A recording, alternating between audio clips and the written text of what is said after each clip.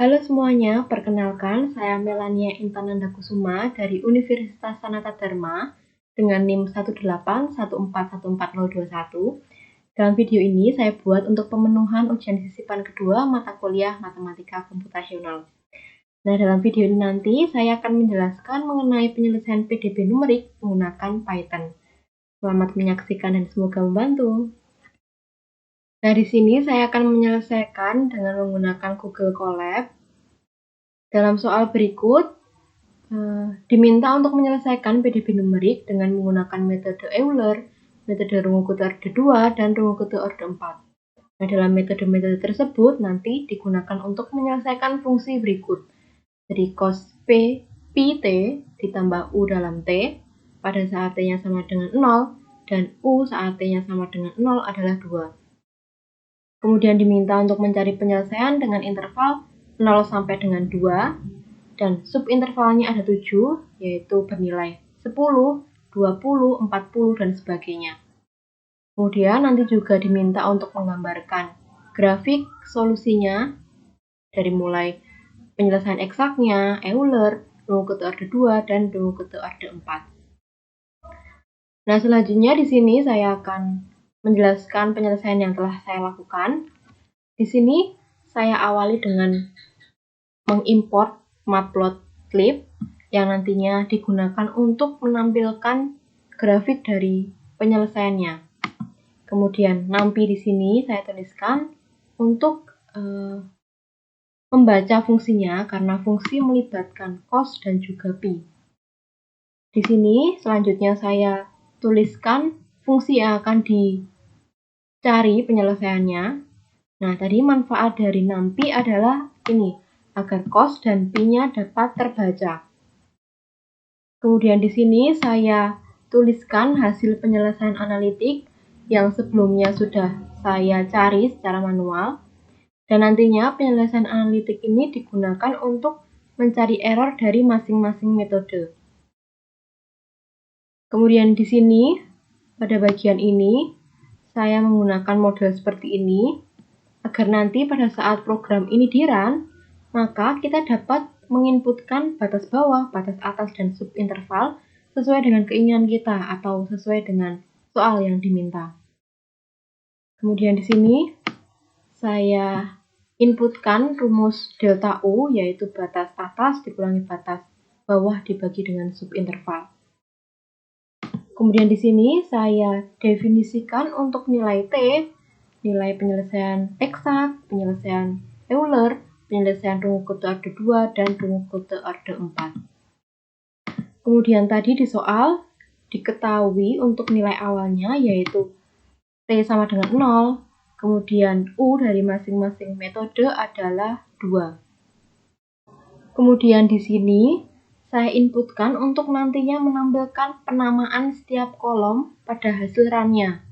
Jadi penamaan atau judul setiap kolomnya. Jadi kolom pertama ada T untuk setiap iterasi, kolom kedua ada penyelesaian eksaknya, kolom ketiga ada penyelesaian Euler-nya, dan seterusnya sampai dengan error rungu kute orde 4. Selanjutnya saya menggunakan perulangan for in agar program nanti dapat berjalan sesuai dengan nilai n yang sudah kita inputkan sebelumnya tadi.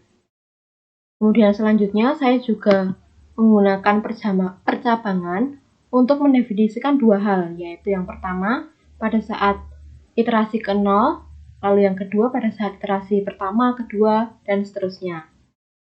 Nah, pada saat percabangan atau cabang pertama ini, atau pada saat iterasi ke 0, di sini saya inputkan penyelesaian eksak yang hasilnya didapatkan dari fungsi gt yang sebelumnya telah didefinisikan. Kemudian hasil dari Euler dan rungu kute orde 2 adalah 2 sesuai dengan nilai awal yang sudah diketahui tadi. Lalu di sini ada dua bagian, yaitu yang pertama metode rungu kute orde 2 dan metode rungu kute orde 4. Nah, pada bagian rungu kute orde 2 di sini saya tuliskan rumus untuk mencari K1 dan K2 yang nantinya akan disubstitusikan di rumus metode rungu kute orde 2. Kemudian pada bagian rungkut orde 4, di sini saya tuliskan rumus K1, K2, K3, dan 4 yang nantinya akan diinputkan di rumus rungkut orde 4. Nah, karena iterasi ini adalah iterasi ke-0, maka R-nya tidak perlu kita cari. Nah, di sini saya tuliskan dengan strip. Nah, pada cabang pertama ini agar nanti hasilnya ketika di run muncul, maka menggunakan perintah print. Nah, selanjutnya pada cabang yang kedua, yaitu pada saat iterasi pertama, kedua, dan seterusnya, di sini saya awali dengan menginputkan rumus untuk mencari T.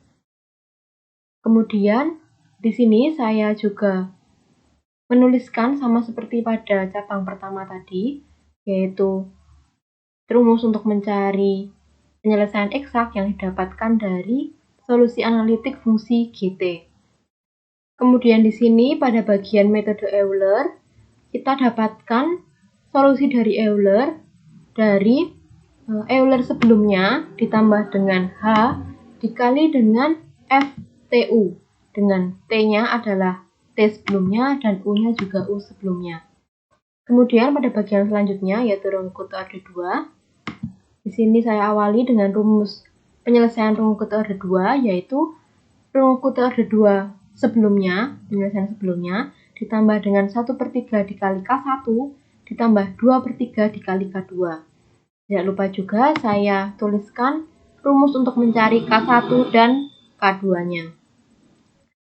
Kemudian pada bagian rungkut orde 4, di sini saya tuliskan rumusnya, yaitu rungkut orde 4 penyelesaian rungkut orde 4 sebelumnya ditambah dengan 1/6 dikali K1 ditambah 2 dikali K2 ditambah 2 dikali K3 ditambah K4. Kemudian tidak lupa juga saya inputkan rumus untuk mencari K1, K2, K3, dan K4-nya. Kemudian di sini saya juga menginputkan rumus error untuk masing-masing metodenya.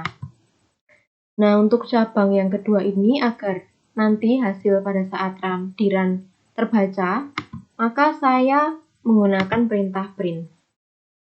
Nah, selanjutnya pada bagian ini adalah terkait grafik penyelesaian dari masing-masing metodenya dan juga penyelesaian eksak. Nah, di sini B, K, R, Y ini terkait dengan pewarnaan grafiknya. Jadi ada biru, hitam, merah, dan kuning. Kemudian ada simbol O di sini atau bundar dan juga bintang, itu terkait bentuk atau simbol pada titik grafiknya. Nah, kemudian jika program kita run, maka langkah awal kita diminta untuk memasukkan batas bawahnya. Batas bawah yang diminta di soal tadi adalah 0. Kemudian batas atasnya adalah 2. Dan subintervalnya kita coba pada saat bernilai 10. Nah, maka akan muncul hasilnya seperti ini. Nah, pada bagian grafik terlihat grafik untuk metode rungkut orde 2 dan rungkut orde 4 berhimpit dengan penyelesaian eksaknya atau sangat mendekati penyelesaian eksaknya. Jika kita lihat di hasil tabelnya ini, terlihat bahwa error dari metode rungkut orde 4 bernilai paling kecil dibandingkan metode lainnya. Maka dapat kita simpulkan bahwa hasil dari PDB numerik dengan menggunakan metode rungkut orde 4 pada soal ini adalah hasil yang paling teliti dibandingkan metode yang lainnya. Nah, di sini saya juga mencoba menyelesaikan PDB numerik ini dengan berbantuan Excel untuk membandingkan hasilnya. Nah, terlihat dari pengerjaan Python dan Excel di sini hasilnya sama. Dari metode Euler, metode rungkut orde 2 maupun metode rungkut orde 4. Ini untuk subintervalnya pada saat bernilai 10. Oke, sekian penjelasan dari saya. Terima kasih.